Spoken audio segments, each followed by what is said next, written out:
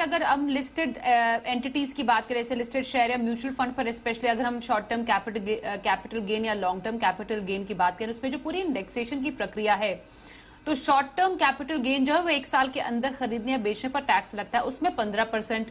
और एलटीसीजी जो हो गया 1 साल से ज्यादा अगर आप रखते हैं तो उस पर 10% का टैक्स है।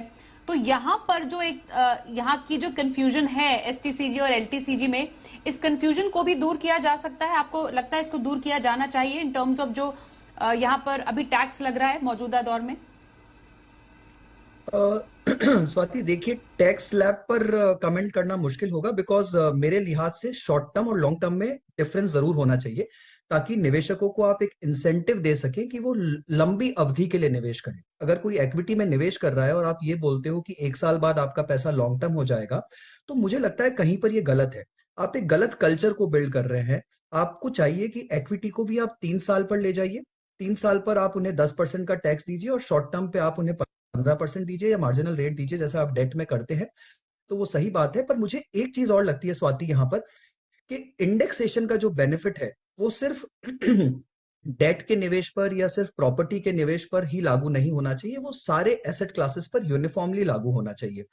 ऐसा कोई कारण नहीं है कि इक्विटी में निवेश करने पर मुझे या एक निवेशक को इंडेक्सेशन का बेनिफिट नहीं दिया जाए। हमें भी इन्फ्लेशन की मार उतनी ही लगती है, चाहे हमने चुनाव किसी और एसेट क्लास का किया हो। तो इन्फ्लेशन सबको बराबर इंपैक्ट करता है, तो यहाँ पर एक यूनिफॉर्मिटी की जरूरत है।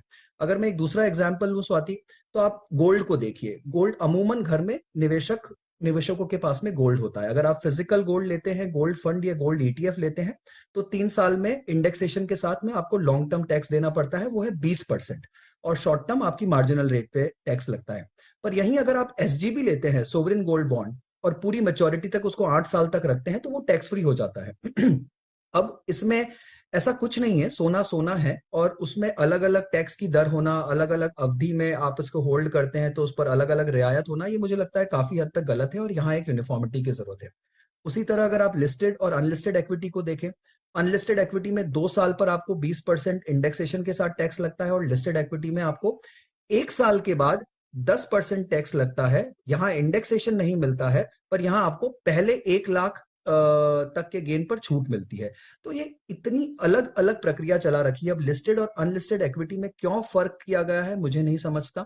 इक्विटी इक्विटी होता है, रिस्क इक्विटी का एक समान होता है, और आप इनको यूनिफॉर्मिटी या पार पर लेकर आइए। तो यहाँ बहुत जरूरत है। एक आखिरी एग्जाम्पल मैं देता हूं जो कि बहुत ज्यादा कंफ्यूजन क्रिएट करता है। वो है, अगर आप म्यूचुअल फंड में इक्विटी फंड्स को देखें, तो अगर मैं किसी इंटरनेशनल फंड में निवेश करता हूं, नेस्डैक फंड में, एसएनपी फंड में, यूएस फंड में, तो मुझे डेट का टैक्सेशन लगता है। निवेश मेरा इक्विटी में हो रहा है, इंटरनेशनल इक्विटी में हो रहा है, पर टैक्सेशन मेरा डेट फंड के हिसाब से 3 साल का लॉन्ग टर्म अवधि का टैक्स लगता है, इंडेक्सेशन के साथ में 20%। मुझे नहीं समझता कि क्यों। अगर मैं किसी फंड ऑफ फंड में निवेश करता हूं, तो वहां पर भी मुझे डेट टैक्सेशन अप्लाई होता है, चाहे कि अंडरलाइंग फंड चाहे पूरा इक्विटी ही क्यों ना हो, पर टैक्सेशन मेरा डेट का हो जाता है। तो ये पूरी जो प्रक्रिया है स्वाति, उसे एडहॉक तरीके से हर साल चेंज किया गया है, और हर साल कुछ नए इंक्लूजन्स और एक्सक्लूजन्स किए गए हैं, और एक यूनिफॉर्मिटी की यहाँ पर सख्त तरीके से दरकार है।